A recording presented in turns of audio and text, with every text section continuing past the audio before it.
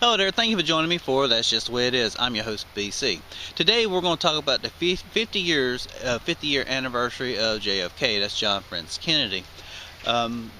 Just wanted to go on record as far as some thoughts and some things with him. During this video, I'm going to put up quotes that he said in honor of him.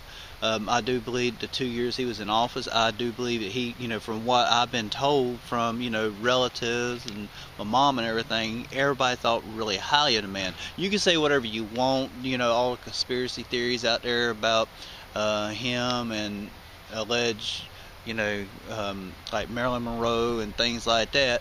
That has got nothing to do with how the man run the country. That right there has something to do with him and his wife. Okay. John Fritz Kennedy was born on May 29, 1917, and of course he was assassinated on November 22nd, 1963. He was the 35th President of the United States, and he served from January 1961 to, of course, the day he was assassinated, which was November 22nd, 1963. Okay, now, during the speech, some of the things that was said, Obama got up there and he said that, John F. Kennedy had a remarkable combination of youth, grace, along his heroics in the Navy during World War II that still moves people today. And, that right there, the things that John F. Kennedy done, I think it still inspires people, even the generation that I'm in. I mean, because, I do believe that he wanted to do so much for this country. Another person that got up there and they said that, the change that he wanted and that he anticipated on having that had came about. The only sad thing is, it came about, but he did not live to see it. And, I got to agree with that. Anytime somebody is killed like that, or basically is killed, period, is wrong. And it's just, it's just a tragedy. And it always is. But, that's just a tragedy. Okay, now, they had a 10-month investigation, which is the Warren Commission that's there in Dallas, and they came to the conclusion that Lee Harvey Oswald alone killed the president. Now, this is where you can get into all the conspiracy theories. You can get into the CIA, the Soviet Union, organized crime. You can get into, all that, and and for 50 years. That's been going on, so I know we could do it for 50 years, talk about it. But my thing is, I think it's awful funny that when you listen to what people said, whenever you look at all the evidence and everything, and not only that, in the last 50 years, there've been so many people trying to duplicate what happened that day, and no one's ever been able to do it. I mean, never. Out of 50 years, you would think at least one person could, use a bolt-action revolver like he did, and, bolt-action rifle like he did, and would be able to duplicate what he done, and no one's ever been able to do it. So that, to me, that alone says that something's not right. And, then people that was there on scene said that they heard gunshots from, behind them, which, he was in a bookstore. I think it was a 3-story bookstore, but he was in a bookstore, so they definitely, it wasn't him that they heard. So, we can get into all that, and, and all that's going to be, my opinion, all that's going to be a personal opinion, but my personal opinion is I don't think he acted alone. But, that goes without saying. People have been saying that for 50 years, and no one's ever been able to come up with any more evidence than what they've already come up with, which was nothing. Okay, now, but see, here's the thing. In 66 to 2003, 80% of America agreed with that. Okay, now, as of 2013, here's where it's changing. As of 2013, only 61% of America believes in the conspiracy theory.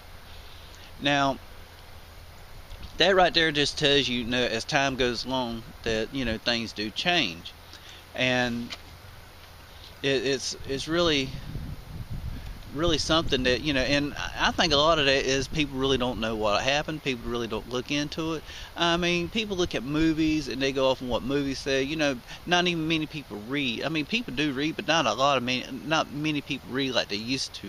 They'd rather pop in a movie and look at the movie.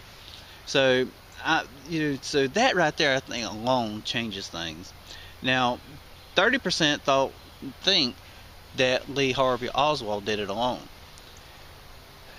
Once again, no one's ever been able to duplicate what this man did. So either this man had some kind of special skill that no one else in the world has ever learned,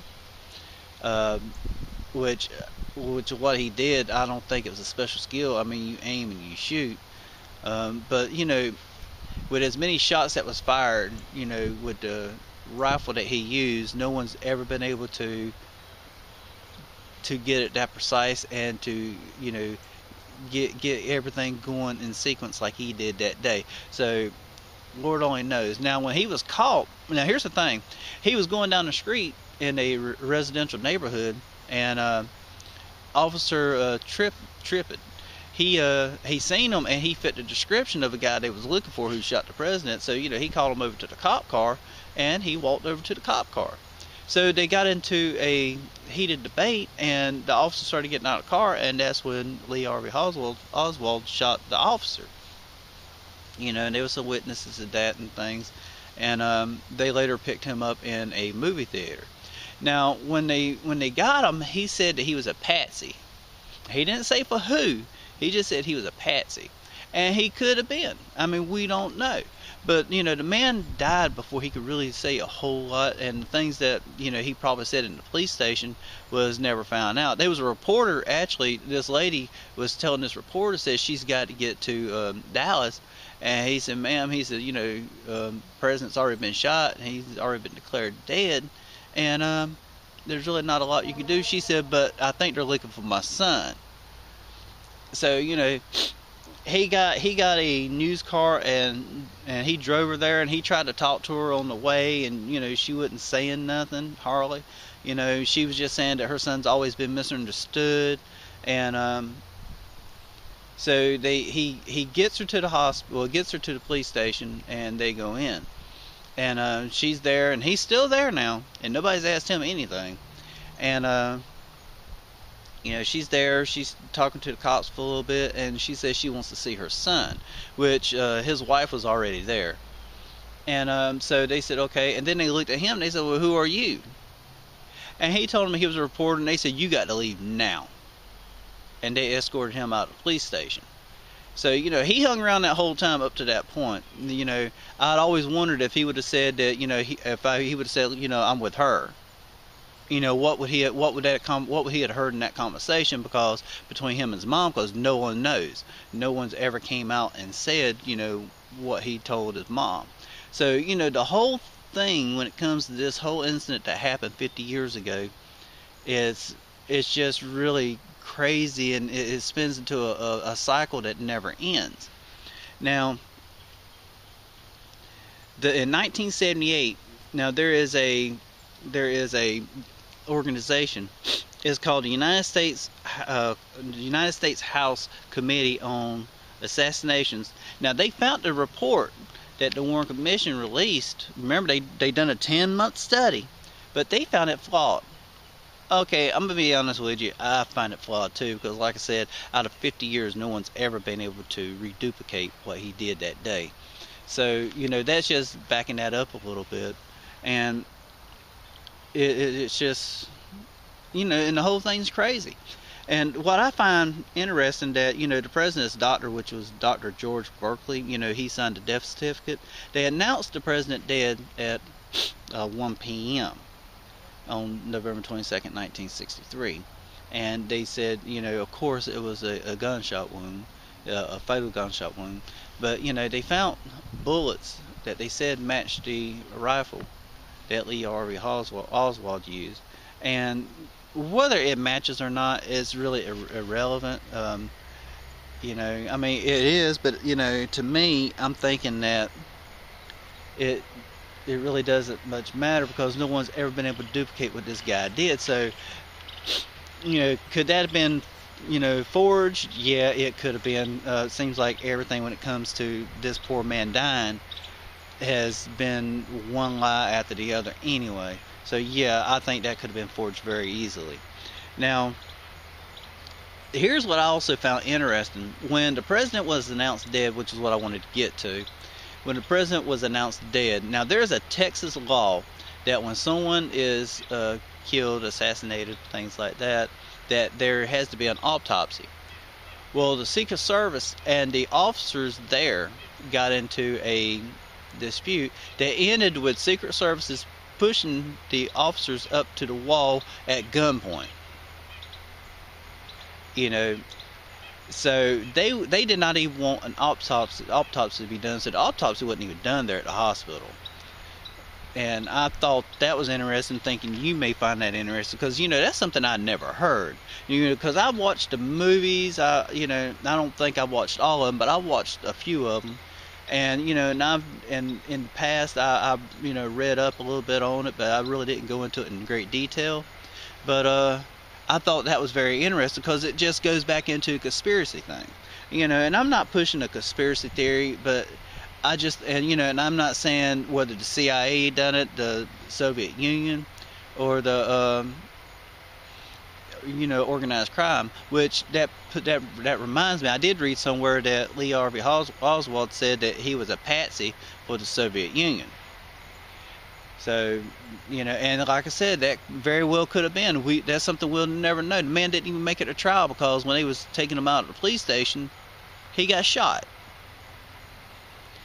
You know, so like I said, it when it comes to this, it's one dead end right after the other, and you know, it maybe here's a light. Here's where we may get a light at the end of the rainbow, and you know we'll find out. But we'll find out in 2017 because there was over 1,000, actually 1,171 pages that was done when the president was shot that has not been released to the public by the Warren Commission. You know, they said the reason why they're having to wait to 2017 is because, you know, they don't want anybody who is innocent or, you know, involved to, I guess to protect innocence, basically, bottom line. So in 2017 is when these records are supposed to be released. Now, all the other records have been released under the Freedom Act law. But these records remain sealed, and no one is allowed to even look at them until 2017. So 2017, that's going to be interesting. Hopefully, what is released, you know. And I'm thinking because I've heard in the past that you know that Jacqueline Kennedy, her diary is locked up until 2017. I don't think it was her diary. I think it was this paperwork. So I think that's what people are maybe getting confused. But you know, and the thing with that poor lady, the poor lady was there, you know, when her husband was shot, and you know, and my heart goes out to the family. You know, he's got a surviving sister who's 85 now, and you know, the loss is tragic. You know, the loss is tragic to America. The loss is tragic to the family. You know, and this is something that's just going to keep going on in the record books, and I think it's really never going to be solved. Thank you for joining me. You have a wonderful day.